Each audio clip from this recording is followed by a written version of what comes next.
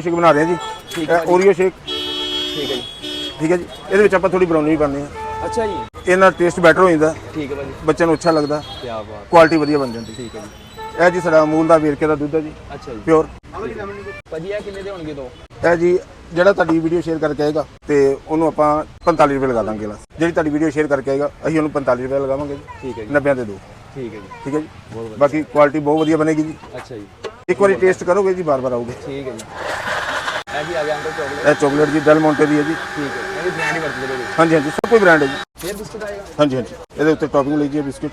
ਇਹ ਭਾਜੀ 90 ਦੇ ਦੋ ਹੋ ਗਏ। ਹਾਂਜੀ ਜਿਹੜਾ ਵੀਡੀਓ ਸ਼ੇਅਰ ਕਰ ਗਿਆ। ਹਾਂਜੀ, ਇਹਦੇ ਉੱਤੇ ਚੋਕੋ ਚਿਪਸ ਆਉਣਗੇ ਜੀ। ਠੀਕ ਹੈ ਜੀ। ਕੀ ਬਾਤ ਹੈ ਯਾਰ, ਜ਼ਬਰਦਸਤ। ਇਹ ਅੰਮ੍ਰਿਤਸਰ ਦੇ ਵਿੱਚ 90 ਚ ਦੋ ਕਿਤੋਂ ਵੀ ਨਹੀਂ ਮਿਲਣਗੇ ਜੀ। ਇਹ ਸਾਡਾ ਐਸੀ ਕੁਆਲਿਟੀ, ਐਸਾ ਟੇਸਟ ਕਰਕੇ ਦੇਖੋ। ਤੇ ਆਪਣੀ ਲੋਕੇਸ਼ਨ ਦੱਸ ਦਿਓ, ਕਿੱਥੇ ਆਣਾ ਪਏਗਾ? ਰਾਣੀ ਕਾ ਬਾਗ ਮੇਨ ਮਾਰਕੀਟ ਜੀ।